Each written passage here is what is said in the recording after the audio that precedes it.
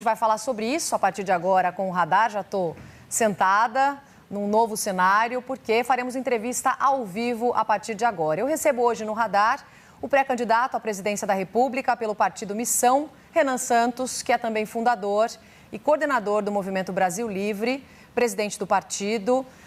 Presidente, pré-candidato, seja muito bem-vindo aqui aos estúdios do SBT News em São Paulo. Muito obrigado, uma honra estar aqui presente, um fã aqui do canal. Então, enfim, vai ser um prazer trocar ideia com vocês. Obrigada por ter vindo até aqui, pré-candidato. Queria conversar um pouquinho sobre o cenário que espera o senhor para as eleições agora de 2026. O senhor é considerado um outsider, alguém fora do meio político, e se coloca contra essa polarização que a gente vem acompanhando com os números nas pesquisas entre o presidente Lula e Flávio Bolsonaro. Assim como temos também outros candidatos à direita. O que te separa desses outros candidatos para além de Lula e Flávio Bolsonaro? Bom, primeiro de tudo, a minha história. Como você descreveu, eu vim do movimento político, o Movimento Brasil Livre, que há mais de 10 anos vem lutando contra a corrupção, organizou as maiores manifestações que derrubaram a ex-presidente Dilma Rousseff, lutamos a favor da Operação Lava Jato. Quando o Bolsonaro chega ao poder e começa a errar, e a gente começa a ver escândalos acontecendo ao longo do governo Bolsonaro, diferente do restante da direita, especialmente dos pré-candidatos à direita, eu não passei pano, nem eu, nem o meu grupo, e nós pagamos um preço por isso. Ou seja, se está cometendo erro, se está roubando, se está agindo contra aquilo que a gente considera correto, não importa se você é de esquerda ou de direita, a gente vai bater. Essa sempre foi a nossa lógica. Naturalmente, nós somos um grupo mais à direita. Defendemos livre mercado, defendemos que a polícia tenha a condição de ir para cima dos bandidos, sem aquela turma dos direitos humanos enchendo o saco, mas isso não nos impede de, quando vê o erro sendo cometido no campo político que a gente faz parte, na direita a gente também bater. Isso diferencia do ponto de vista dos valores. Do ponto de vista das ideias, a gente está defendendo uma reforma muito profunda no Estado brasileiro. A gente percebe que o Estado brasileiro é dominado pelo que a gente chama de centrão. O centrão é absolutamente corrupto e isso está impedindo regiões inteiras do Brasil de se desenvolver. Eu rodei agora o Maranhão, estava rodando o Nordeste, é muito triste que eu vi ali. As pessoas continuam migrando do Nordeste para o Sudeste, para o Sul do Brasil e há um motivo. E o motivo é político e a gente quer resolver esse motivo para que o Brasil inteiro seja desenvolvido. O senhor não quer conversar com um eleitor mais moderado, então? O senhor se classifica como extrema-direita? Não, eu me classifico como uma pessoa extremamente honesta e mais inteligente e mais preparada do que os demais. Eu não vou ficar só no clichê. Porque as pessoas ficam só repetindo palavrinhas, jogando palavras ao vento. Ah, não, olha só, eu sou conservador e sou o cara de esquerda. Não, eu gosto do povo. Gosta de qual povo? O que é o gostar do povo do Lula? Quando você vai para o Maranhão, onde o Lula é muito bem votado, onde supostamente ele liga para aquelas pessoas, eu vi gente andando em cima de esgoto, dividindo comida com urubu. Eu não vi ninguém gostando de povo no Maranhão. Ao mesmo tempo, eu vejo os problemas no Sul-Sudeste, que a direita supostamente bolsonarista cuida. Ah, não, a gente resolve a questão da segurança. Resolve. Os casos bizarros envolvendo morte de mulher, morte de criança, assalto, roubo de celular continuam altíssimos. Então, os problemas não são resolvidos. A gente fica participando de discussões idiotas, né? Ah, eu sou verde e amarelo, eu sou vermelho, mas na prática o ladrão continua assaltando e você continua pobre. Então, eu quero resolver esse problema, eu quero ir para cima. E não vou perder tempo com rótulos. Por não perder tempo com rótulos, eu acho que eu sou mais efetivo em focar nos problemas. Qual é o estilo do eleitor que o senhor quer focar durante a campanha? Um eu não recuso voto, então eu não estou, vamos dizer, buscando o eleitor A, B ou C. Eu estou falando aquilo que é verdadeiro. Eu tenho comentado que eu vou fazer uma eleição de sincericídios.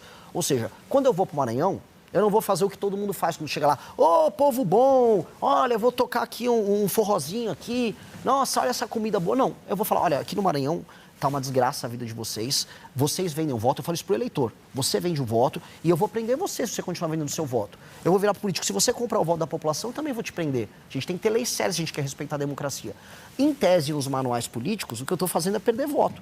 Mas o que eu vi foi outra coisa. Eu falei a verdade pro eleitor, eu tratei o eleitor de uma maneira madura, tratei ele como adulto, e o eleitor respondeu de maneira positiva. Ele falou, não, Renan, você tem um ponto, você está certo. Tanto que nos lugares onde eu cometo esses sincericídios, ou seja, onde eu falo verdades que, em tese, não se fala para o eleitor, as pessoas estão reagindo bem. Então eu rodo o Maranhão, assim como eu vou rodar agora Santa Catarina, eu vou rodar todos os lugares do Brasil falando dos problemas locais, inclusive dos problemas do eleitor. Porque o eleitor não é perfeito, né? A voz do povo não é a voz de Deus. No sentido de que o eleitor também erra, o eleitor também acredita em mentira, o eleitor cai em truque. E a gente precisa alertar o eleitor também para o próprio erro que ele comete. Mas o eleitor mais conservador, que pode ter o voto, né, no senhor, ele está preparado para algumas conversas, o senhor falou em sincericídios, né, algumas falas mais sinceras. O senhor recentemente respondendo a um vazamento de mensagens da imprensa, falou sobre o uso, por exemplo, de cogumelos alucinógenos. O eleitor, por mais que tenha estudo, tenha comprovação científica já no nosso país, o eleitor mais conservador, ele está pronto para esse tipo de conversa? Eu não sei se ele está pronto, porque eu não vou fazer mentir para ele. Né? Se eu precisar mentir para ele, porque ele não está pronto para o assunto A, B ou C, quer dizer que eu sou um mentiroso, quer dizer que eu sou um farsante. Eu não estou afim desse papo. Como eu te disse, eu quero uma eleição em que as pessoas serão tratadas como pessoas, como adultos. Se for tratar como criança, eu vou inventar, não, na verdade, vazou uma conversa, mas era uma IA. Não, olha só, assim, uma vez eu tomei uma microdosagem para me ajudar a trabalhar mais. Muita gente no mercado financeiro, muita gente no Vale do Silício, o Elon Musk já fez a mesma coisa, e eu acho que eu fiquei mais produtivo com isso, inclusive gostaria de ver isso no SUS, tanto a psilocibina quanto o canabidiol do SUS. Não acho problema nenhum em tratar de sistemas. Eu não vou colocar o eleitor como um idiota. Mesmo que alguns não estejam prontos, mas é da vida, né? Não se agrada a todo mundo. Candidato, vou colocar a nossa equipe aqui para fazer perguntas ao senhor também. Em Brasília, primeiro, o nosso Eduardo Gayer chega na conversa. Fala, Gayer.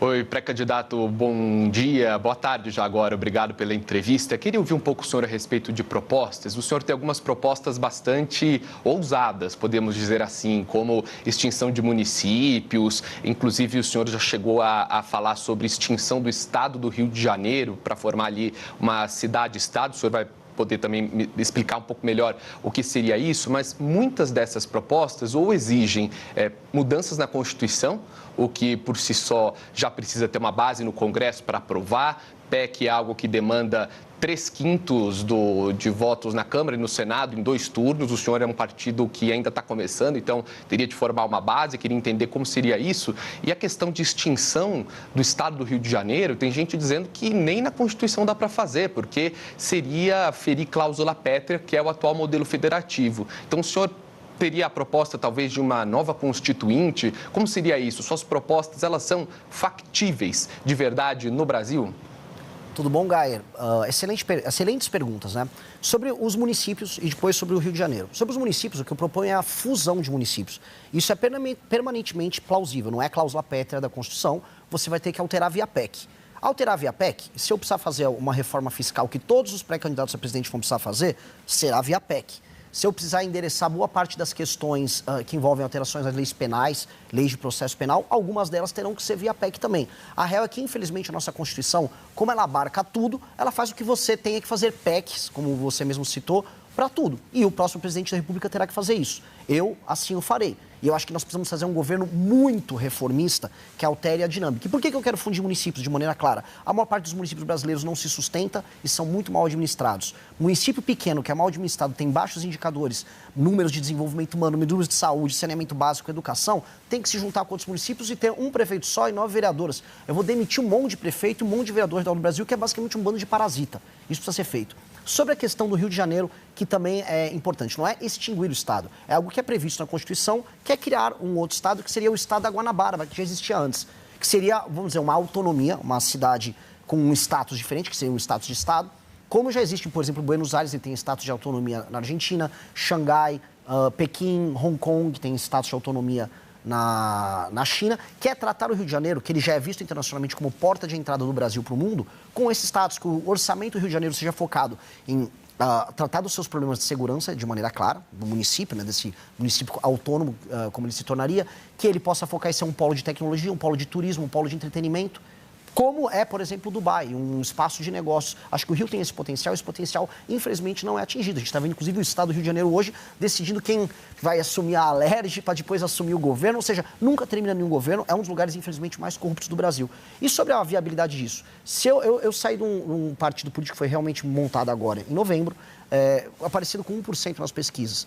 Algumas pesquisas já me dão com 5%, 6%, outras até 7%, variando de instituto para instituto. Se eu chegar até o final das eleições com 50% mais um dos votos, significa que eu movi a sociedade brasileira ao redor dessas propostas. E se eu conseguir fazer isso, não só o meu partido vai ter uma base, mas outros políticos eleitos por outros partidos também vão ser eleitos com uma plataforma similar. E aí é uma questão minha de ter a habilidade de saber montar uma composição majoritária na Câmara e no Senado. Pré-candidato, agora a Vitória Bel, nossa analista em Brasília, também tem perguntas para o senhor. Pré-candidato, como o senhor mesmo disse, vocês estão tentando também fazer o partido crescer, até para tentar não entrar na cláusula de barreira. O senhor acredita que com a candidatura do senhor será possível um crescimento de quanto do partido? Quantos deputados, por exemplo, vocês conseguiriam eleger já nessas eleições de outubro? Obrigado pela pergunta novamente.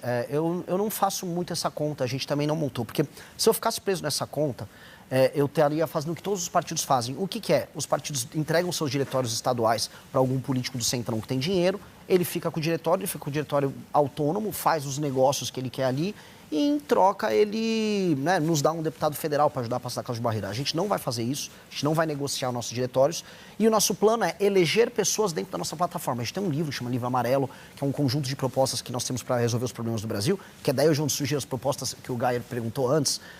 E com base nisso, nós temos que construir essas propostas nos seus estados e ser eleitoralmente efetivo. Saiu uma pesquisa Atlas que mostra que o nosso partido é o quarto partido, com apenas 5 meses de idade, mais bem avaliado do Brasil. A gente já tem 5% da aprovação do eleitorado. Se isso se confirmar nas urnas, sem muito esforço, a gente passa a cláusula de barreira.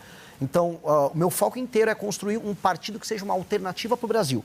Não só através da minha pré-candidatura, mas também da pré-candidatura dos nossos governadores, candidatos a deputado federal e no futuro das nossas outras lideranças. A gente tem que ter uma tese para o Brasil, uma proposta muito clara para o Brasil e ela tem que ser forte. Porque se ela não for forte, mas o partido for forte, eu sou só um partido do centrão. Essa sopa de letrinha que tem um monte de nome por aí, mas não serve para nada.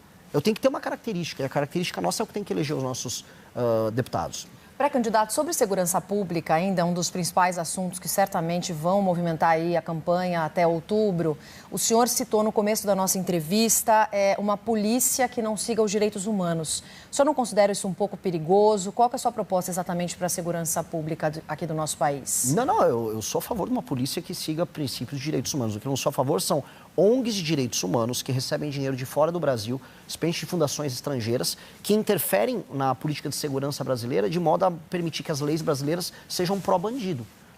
Eu não acho que faça sentido a gente tenha, por exemplo, uma progressão de pena como a gente tem no Brasil, em que uma pessoa que comete crimes de maneira regular possa não cumprir a pena inteira dela. E aí, quando você vai discutir isso no debate público, vê uma ONG de direitos humanos e fala, não, mas isso está fazendo com que as cadeias fiquem superlotadas. Ora, que a gente construa mais cadeias, mas não que a gente solte um bandido que, sei lá, pegaram um caso agora de um homem que violentou sexualmente uma senhora de idade, antes tinha violentado sexualmente a própria mãe. Esse homem não tinha que ter o instituto da progressão de pena. Ele tinha que estar preso, do ponto de vista humano, para o resto da vida dele. Então, quando a gente discute sobre esses termos, são termos que não beneficiam a população brasileira e que, na prática, violam os direitos fundamentais do brasileiro. Por exemplo, o direito de ir e vir no Brasil. Uma mulher na rua tem direito de ir e vir? Ela tem a liberdade dela garantida? Ela tem medo de andar na rua. Então, ela tem um direito humano violado. Então, quando a gente não garante a segurança, quando o Estado não cumpre o seu papel, direitos humanos das vítimas são violados. Então, o meu ponto, assim, eu sou um grande defensor dos direitos humanos. E mesmo o preso, eu não quero mandar um preso para uma cadeia superlotada. Eu não quero mandar um preso para ser torturado na cadeia. Eu quero que ele fique numa cadeia, preso, cumprindo uma pena. Uma cadeia digna, dando uma comida simples, que ele faça um trabalho ali dentro e pronto. Não estou propondo nenhuma tortura. Por mais que alguns até mereçam, mas eu não estou propondo isso, não. Pré-candidato, muito obrigada por vir aqui até o SBT News, nossos estúdios no Radar. Muito obrigada pela entrevista. Bom trabalho, boa campanha para o senhor. Muito obrigado, eu que te agradeço. Valeu pela oportunidade e um abraço a todos que nos assistiram.